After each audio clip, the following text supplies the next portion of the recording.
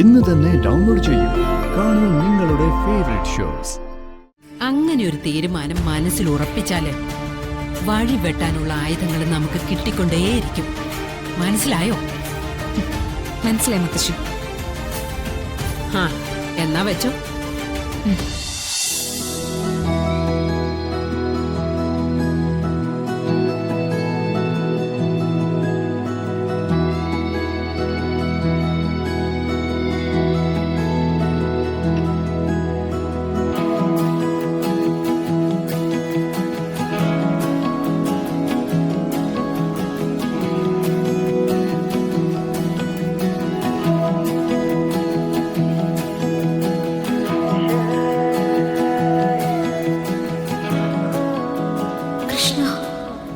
വരുണിന്റെ ചിന്തകള് എന്റെ മനസ്സിൽ വീണ്ടും വീണ്ടും വരുത്തല്ലെന്ന് ഞാൻ പറഞ്ഞതല്ലേ? എന്നിട്ട് എന്തിനാ ഇങ്ങനെ പരീക്ഷിക്കുന്നത്? എനിക്ക് ഒരിക്കലും മറക്കാൻ പറ്റില്ലേ? എനിക്ക് ഒഴിഞ്ഞു മാറാൻ പറ്റില്ലേ?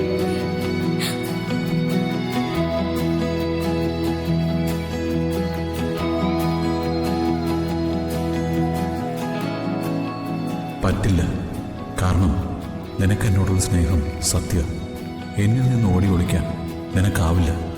നിന്നെ പിരിയാൻ എനിക്കും പറ്റില്ല.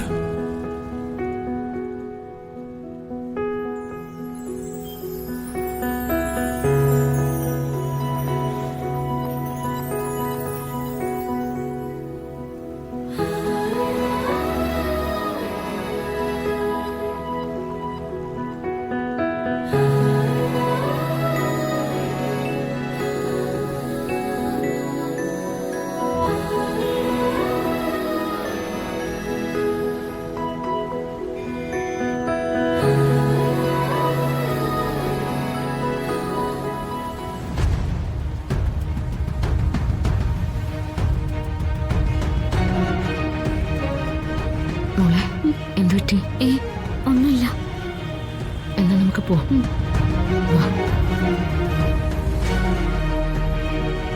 എത്രയായി? 100 രൂപ. ശരി.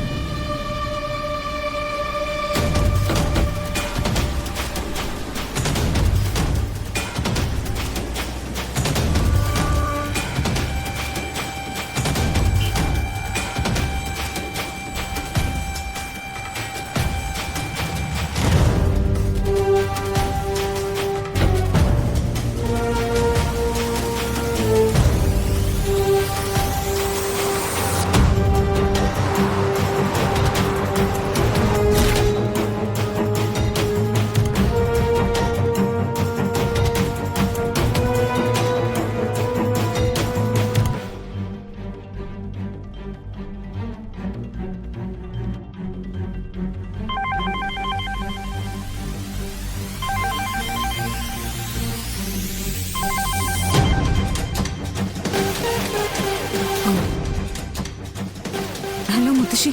എടി, നീ നിന്റെ അച്ഛനോട് സംസാരിച്ചതേ എന്തോ വലിയ കൊലക്കുറ്റം ചെയ്ത പോലെ പറഞ്ഞു നടക്കുക നിന്റെ അമ്മ. കുടുംബത്തിനെ ചതിച്ചവളെ കുറിച്ച് ഒരു വാക്കുപോലും നിന്റെ അമ്മയുടെ നാവിൽ നിന്ന് വരുന്നില്ല. എനിക്കറിയാം മുത്തശ്ശി, അമ്മയും അച്ഛനും ഒക്കെ അങ്ങനെ തന്നെ പെരുമാറും. ആ, അതൊരു വശത്ത് കിടക്കട്ടെ. എടി, കണിമംഗലത്തെ അവസ്ഥ എന്താ? ഇവിടെ പ്രത്യേകിച്ച് കുഴപ്പമൊന്നുമില്ല. കുഴപ്പമുണ്ട്. രാധിക പുറപ്പെട്ടു പോയെങ്കിലുവേ വരുൺ ഇപ്പോഴും അവളെ തേടി നടക്കുക. എന്തെങ്കിലും കാരണവശാൽ വരുൺ അവളെ കണ്ടെത്തിയ പിന്നെ അവര് തമ്മിൽ വേർപിരിക്കാൻ പറ്റില്ല. അതുകൊണ്ട് വരുണിനെ നീ നിന്റെ നിയന്ത്രണത്തിൽ നിർത്തണം. മുത്തശ്ശി, വരുൺ എവിടാണെന്ന് പോലും എനിക്ക് അറിയത്തില്ല. ഫോൺ ചെയ്ത് ചോദിക്കണം. മറുപടി എന്തായിരിക്കും എന്ന് മുത്തശ്ശിക്ക് അറിഞ്ഞൂടെ? ഇനി എന്നെ കൊണ്ടൊന്നും നടക്കുമെന്നൊന്നും തോന്നുന്നില്ല. എടി, ഇത്രയും കാലം നമ്മൾ ജയിച്ചു നിന്നില്ലേ? വരുണിന് അവളോട് ഇഷ്ടമാണെന്ന് അറിഞ്ഞിട്ടും അവള് രഹസ്യമായിട്ട് അവനെ ഇഷ്ടപ്പെടുന്നുണ്ടെന്ന് അറിഞ്ഞിട്ടും നമ്മൾ വിചാരിച്ച പോലെ കാര്യങ്ങളൊക്കെ മുന്നോട്ട് പോയില്ലേ? ഇനിയും അത് തന്നെ വേണം. പിന്നെ നീ വിളിച്ചിട്ട് വരുന്നില്ലെങ്കില് പത്മിനിയെ കൊണ്ട് വിളിപ്പിക്കണം.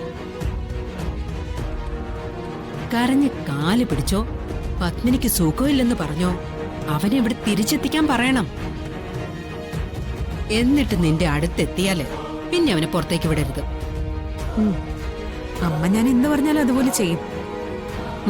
ഇതിപ്പോ അമ്മയോട് തന്നെ പറയാം, അല്ലേ മുത്തശ്ശി? ആ, പത്മിനെയും പരമേശ്വരനെയും നീ കയ്യിലെടുക്കണം. അവർക്ക് നിന്റെ അവസ്ഥയിൽ എത്രമാത്രം സങ്കടം തോന്നിയോ അത്രയ്ക്കാണ് നിന്റെ ജയം. മനസ്സിലായോടി? അച്ഛനും അമ്മയും ചെറിയമ്മയും ചെറിയച്ഛനൊന്നും പ്രശ്നമില്ല. മുത്തശ്ശിയാ ഏറ്റവും വലിയ കുഴപ്പം. അവരായതിനൊക്കെ കൊട പിടിച്ചു കൊടുക്കുന്നത്. നിന്റെ സ്ഥാനത്തും ഞാനെങ്ങാനും ആയിരുന്നെങ്കിലേ അവളെ ഉണ്ടല്ലോ ജയഭാരതിയെ ഇപ്പൊ കൊന്നിട്ടുണ്ടാവുമായിരുന്നു.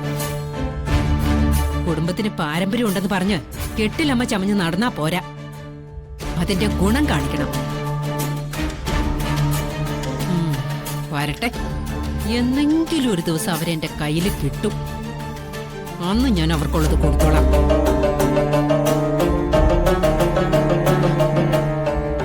പിന്നെ തൽക്കാലം ഞാൻ പറഞ്ഞതുപോലെ നീ ചെയ്യേ. ഞാൻ അമ്മയെ കൊണ്ട് വരുണ്ണെ വിളിപ്പിക്കാം. ഞാനൊന്നും വിട്ടുകൊടുക്കില്ല. അങ്ങനെ പറ. അങ്ങനെ ഒരു തീരുമാനം മനസ്സിൽ ഉറപ്പിച്ചാല് വഴി വെട്ടാനുള്ള ആയുധങ്ങൾ നമുക്ക് കിട്ടിക്കൊണ്ടേയിരിക്കും. മനസ്സിലായോ? മനസ്സിലായി മുത്തശ്ശി. ആ, എന്നാ വെച്ചോ.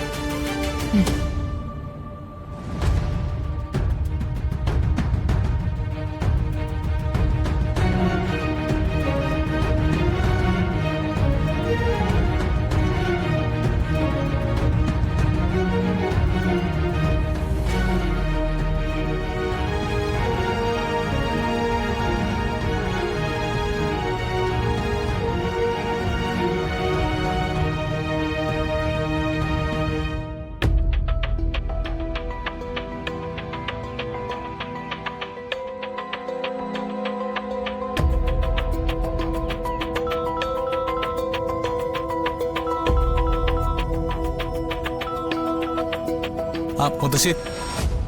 മോനെ, നീ രാധികയെ കണ്ടുപിടിച്ചോടാ? കണ്ടു മുത്തശ്ശി. ഞാനേ അവരുടെ പിന്നാലെ തന്നെ ഉണ്ട്. പിന്നാലെയോ? പിതാമേടവും രാധികയും താമസിക്കുന്ന സ്ഥലത്തേക്കാ ഞാൻ എത്തിയത്. പക്ഷേ അപ്പോഴേക്കും അവരോട് നിന്ന് പുറത്തേക്ക് പുറപ്പെട്ടായിരുന്നു. എങ്ങോട്ടാ അവരുടെ യാത്രയെന്ന് അറിയില്ല. പിന്നെ പെട്ടെന്ന് എന്നൊരു ബഹളം ഉണ്ടാക്കാനും പറ്റില്ല. അതുകൊണ്ട് അവരെ ഫോളോ ചെയ്യാമെന്ന് ഞാൻ തീരുമാനിച്ചു. രാധികയും കൊണ്ടല്ലാതെ ഒരു കാരണവശാലും നീ തിരിച്ചു വരരുത്. ഇവിടെ നിന്ന് നിനക്ക് പല കോളുകളും വരും. അത് ചിലപ്പോ കരഞ്ഞോണ്ടും ബഹളം വച്ചോണ്ടും ഒക്കെ ആവാം.